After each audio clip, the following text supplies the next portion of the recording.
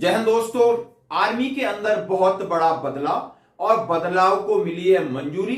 क्या क्या चीजों में बदलाव हुआ है, किस तरह मैन पावर में बदलाव हुआ है, जिसको बोलते हैं आउटसोर्सिंग, यानी सेना की स्ट्रेंथ को कम करना और इफेक्टिव करने के लिए बोलते हैं। आपने बताओ टूथ टू टेल रेशियो, मतलब लड़ने वाले और लड़ाने वालों का रेशियो कम करना। ये बड़ा एक एक्सरसाइज चल रही थी और इस एक्सरसाइज की अब फाइनल स्टेज है, जिसकी जिम्मेदारी किसको है और क्या इसके मानक हैं, क्या क्या बदलाव होगा, किस तरह बदलाव होगा, कब से लागू होगा और हमें क्या क्या चैलेंजेस आ सकते हैं, जरा बोर्ड पे हम समझते हैं। जैसा हम सबसे पहले कहते हैं कि बहुत सारा बदलाव, एक अग्निवीर बदलाव हो गया है और अग्निवीर के साथ साथ और बड़ा बदलाव क्या हो रहा है, जरा आप सोचिए। आर्मी में बदलाव आउटसोर्सिंग की तैयारी, यानी आउटसोर्सिंग की तैयारी, यानी आउटसोर्सिंग किसकी तैयारी, सामान क्या बाहर से आएगा और मैन पावर कौन सी आउटसोर्सिंग की जाएगी और किस मैन पावर को सेना के अंदर से डिलीट किया जाएगा, कम किया जाएगा, खत्म किया जाएगा। जैसे मैं बात कर रहा हूं, ये सारा चीज रखा है टूथ टू टेल।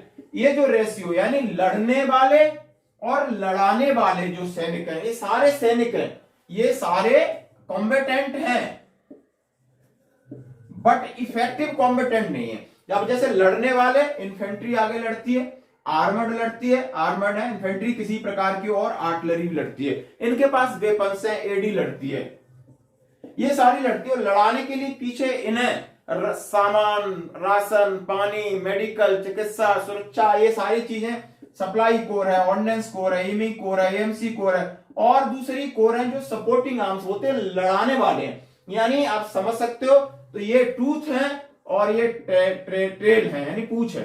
अब इनका रेशियो बराबर होना चाहिए। ये नहीं कि यहाँ एक सोल्जर लड़ रहा है, उसको लड़ाने वाले 4 हैं, गलत चीज है ना। एक लड़ रहा है तो सपोर्टिंग में एक ही काफी है। इस तरह का स्ट्रक्चर जो बन रहा है, उसमें बदलाव करने के लिए क्या क्या है, अब इन्होंने बोला है इस रेशियो को कम करने के लिए आउटसोर्सिंग किया जा रहा है कुछ सामान और मैन पावर। अब सामान और मैन पावर ये आउटसोर्सिंग होगी, यानी बाहर से लोग आकर के आर्मी में काम करेंगे। वो कॉम्बैट का हिस्सा नहीं होंगे, फौज का हिस्सा नहीं होंगे, लेकिन करेंगे फौज में काम। अब मैं आपको बता देता हूं इसके लिए क्या क्या हुआ है कि डीएमए ने नोटिफिकेशन जारी कर दिया है। डीएमए जो डिपार्टमेंट है, डिफेंस मिलिट्री अफेयर्स वाला, नोटिफिकेशन जारी किया है। वाइस चीफ ऑफ स्टाफ इसके इंचार्ज हैं, पूरे नॉर्म्स को तैयार कर रहे हैं, मानक होंगे। इसकी लिस्ट तैयार हो गई है कि क्या क्या बदलाव होने वाला है। अब बदलाव के लिए उन्होंने जो रिफ्लेक्शन दिया है, ट्रेडमैन्स की कटौती, यानी ट्रेडमैन्स आप समझ सकते हो, एक माइनर यूनिट या मेजर यूनिट में आप देखते हो तो 30 से 35 ट्रेडमैन्स होते हैं। चाहे वो ट्रेडमैन से स्टार्ट करूं मैं, कुक हो, खाने बनाने वाला हो, बर्तन धोने वाला हो, खाना परोसने वाला हो, ये सारे ट्रेड जो मैस के अंदर स्टाफ हैं, चाहे कुक, लंगर के अंदर जो स्टाफ होते हैं, या इसके साथ साथ आपने वाशरमैन में चले जाओ, सफाई वाला चले जाओ, बार्बर चले जाओ, ई मैक चले जाओ, इन सब की जरूरत अब बहुत कम दिख रही है और इन सबको खत्म करने की तैयारी है। और ये आउटसोर्सिंग होंगे, यानी आउटसोर्सिंग जहां यूनिट है बुला लिए जाएंगे, सिविलियन काम करेंगे जाएंगे, इनको कम्पिटेंट नहीं बनाया जाएगा। और बहुत सारे ऐसे ट्रेड्स हैं जो डुअल रोल कर रहे थे, लेकिन उनको नहीं, जो चीज है वो प्रोफेशनल होगा, वो प्रोफेशनल होगा, बाकी ये ट्रेड ब्रेड और जिसकी जरूरत नहीं है, जैसे बहुत सारे हैं, आपने डेयरी फार्म को देखा होगा, पोस्ट ऑफिस में देखा होगा, सपोर्टिंग आर्म्स में बहुत सारी ऐसी चीजें, उनको धीरे धीरे खत्म करके 1.5 से 2 लाख आर्मी कम की जा रही है। वर्कशॉप के अंदर, जैसे ईएमई में कैसे खत्म किया जाएगा कि बड़े बड़े जहां वर्कशॉप है, बेस वर्कशॉप है, वहां पर जो गाड़ी है डायरेक्ट कंपनी के ही रैप आकर के काम करेंगे, चाहे वो फायर एरिया हो चाहे कहीं भी हो, लेकिन उनके लिए बहुत सारे ईएमई के कॉम्पिटेंट की जरूरत नहीं, तो ये इस तरह कम करेंगे। इसी तरह सिग्नल है, इसी तरह बहुत सारे आर्म्स हैं जिनके अंदर लोग सिर्फ और सिर्फ सपोर्टिंग काम कर सकते हैं, एडमिनिस्ट्रेशन काम कर सकते हैं, उनको सेना से हटा करके आउटसोर्सिंग किया जाएगा।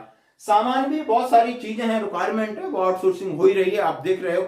ये सारा बदलाव की फाइनल अमली जामा पहना दिया गया है और जल्द ही आपको 2023 में बहुत सारे बदलाव होने वाले हैं और यही एक बदलाव। अब मैं बात करूंगा आपको क्या फर्क पड़ेगा।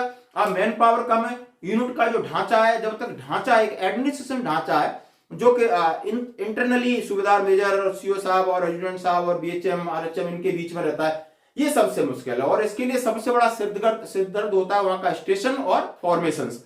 ये यूनिटों के ऊपर फालतू दबाव देते, फालतू दुनिया भर की गार्ड एंड पिकेट लगवाना, फालतू इधर उधर की एडमिनिस्ट्रेशन ड्यूटी में जवानों को एम्प्लॉयड करके रखना, यूनिटों में मैन पावर की कमी होना, इससे यूनिट में बहुत ज्यादा मारामारी होती है।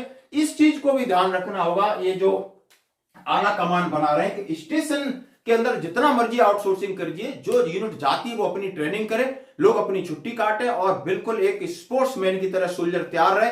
जब भी लड़ाई हो, जब भी ऑपरेशन हो, उसको कोई चीज सीखने की जरूरत नहीं, वो वेल एंड परफेक्ट हो, प्रोफेशनलिज्म हो। ये हम भी चाहते हैं और आप भी इस बात को चाहते हैं। धन्यवाद।